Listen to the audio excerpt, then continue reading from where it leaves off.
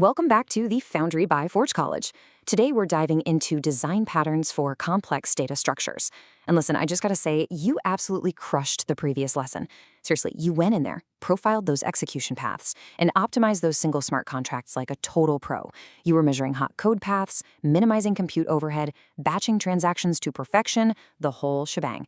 But and as any seasoned Web3 developer will tell you, shaving off a few compute units here and there, well, it won't actually save you if your underlying architecture is just a giant bloated mess. So today, we're shifting gears. We're moving away from single account tweaks and zooming out to look at complex, multi-account state architecture in Anchor. We're going from the micro to the macro. Okay, so let's address the elephant in the room. Why did your beautifully optimized smart contract literally just run out of compute? Or even worse, why does it suddenly cost an absolute fortune in rent to update? Here's the painful truth. Micro-optimizations completely fail, like they just fall flat, if your macro-level data structure is a monolithic mess. Think about it. If you have one massive state blob, every single time you need to update a tiny, insignificant user counter, you're paying the compute cost to haul out, deserialize, and then reserialize the entire massive structure. It's kind of like renting an entire 50,000-seat stadium just to have a one-on-one meeting. It makes no sense, right? It's inefficient, it's expensive, and there is no way it scales. But don't worry, today we're going to fix that. We're going to learn how to properly organize, version, and decompose your state so your programs actually remain maintainable and cost-effective over time. So here's our game plan for today. We'll start with the library metaphor, move right into the blueprint workflow, explore 3 core patterns you can use, and finally finish up with your capstone readiness. Let's jump right in. Section 1. The library metaphor, state architecture. Take a look at the stark contrast we have going on here. Over on the left, we've got the monolithic approach. I want you to imagine a library, but it only consists of one single, gigantic, 1,000-pound bookshelf. If you want to update the label on just one tiny book, you literally have to drag that entire, massive, heavy shelf all the way out, make your little change, and shove the whole thing back. Exhausting, right? Well, that's exactly what happens when you reserialize a massive monolithic array just to change one single field. It eats up your compute budget on Solana like crazy. Now, over on the right, we have partitioned accounts. This is where you install many smaller, targeted shelves right where you actually need them. Hot items, the things that change frequently, they get their own easily accessible shelves. Cold items, like historical logs, get put away out of sight. This targeted approach, it's the secret to keeping hot updates cheap and efficient. Moving on to Section 2, Blueprint Workflow, Decompose and Migrate. Now, this workflow assumes you've already profiled your hot update paths from our last optimization lesson. We're looking at 4 distinct phases here. First up, analyze. This is where you look at your fields and annotate them based on their read/write frequency and size. Second, partition. Here, you actively group those fields into new, smaller account structs. Third is version. You absolutely must explicitly label these new structures so you don't break existing clients. And fourth, migrate. This is where you safely move your data from the old, clunky monolith over to the shiny new partition shelves. For each of these phases, you're going to have specific engineering deliverables. So for the analyze phase, your artifact is an access pattern matrix. Pretty straightforward. For partitioning, you'll need a root account plus a partition schema.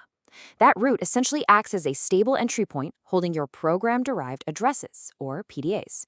Now, for versioning, you need a version map alongside those PDAs.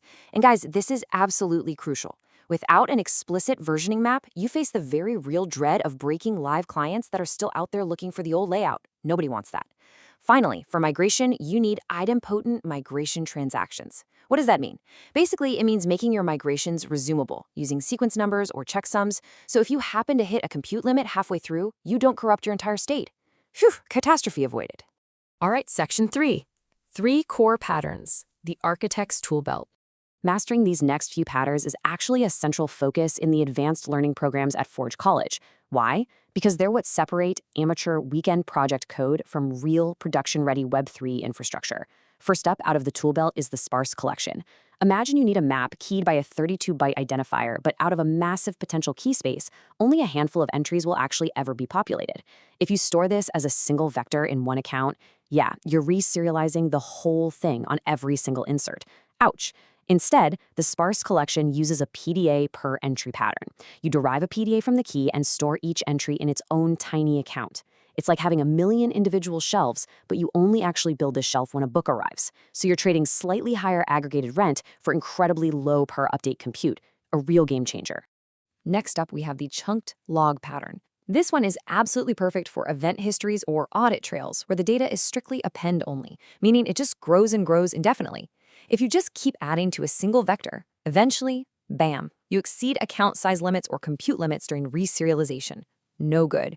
Instead, a chunked log keeps multiple fixed-size chunk accounts. When one chunk fills up, you simply allocate a new chunk account and update a pointer in a small root account. Bringing it back to our library metaphor, it's exactly like adding a brand new shelf to the library, but only when the previous shelf is completely 100% full to the brim. Our third pattern is the ownership tree. Now, this is for nested permission models. Think of a marketplace collection, where items are owned by a bunch of different users. Instead of building this deeply nested nightmare monolith, you create a root collection account. That root then points to item buckets, which are grouped by the owner via PDAs. So why do it this way? Well, because when an asset changes hands, you simply move a tiny reference record between two owner buckets. You completely avoid rewriting the entire overarching owner list. This dramatically reduces your compute for frequent transfers, all while leveraging Anchor's built-in constraint system to validate account ownership right at the instruction entry. So the most crucial point here is simply knowing when to use which tool. This table breaks it all down for us. You're going to use a sparse collection for large key spaces with few entries, weighing those per entry compute savings against the cost of aggregated rent. You'll pull out the chunked log for append-only histories, trading the slight overhead of managing chunks for the massive benefit of cheap, isolated appends. And finally, you'll use an ownership tree for frequent transfers between owners. Just understand that while you definitely lower your per transfer compute, you are taking on a bit more complex atomic update logic. You got to make sure both the source and destination buckets update flawlessly in a single transaction, right? And lastly, Section 4, Capstone Readiness, Blueprint for Success. Okay, so how does all this multi-account architecture stuff apply directly to your upcoming capstone project? Well, let's put your chief engineer hat on for a second and do a rapid-fire recap of the overarching principles.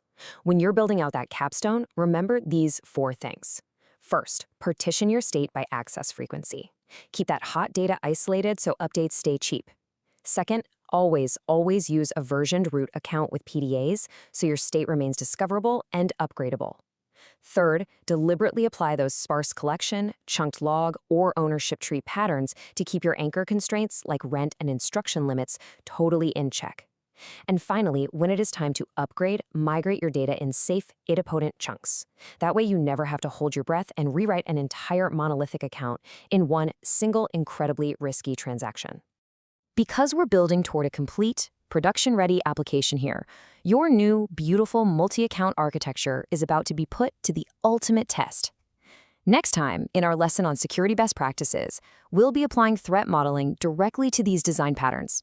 So consider this your homework. Prepare a short access pattern matrix of your capstone data. We're going to map attack surfaces right onto those newly partitioned accounts you just built. It's going to be intense, but so worth it. And that wraps up our explainer on complex data structures. If you want to dive deeper, review the documentation, or just explore more advanced Web3 engineering topics, I highly encourage you to visit forge.college to master these concepts. But before you go, I want to leave you with one final thought to ponder. Next time you're looking at your own code, when you design your next data structure, are you building for the convenience of today, or are you actually building the scalable, partitioned library of tomorrow? Think about it. I'll see you in the next one.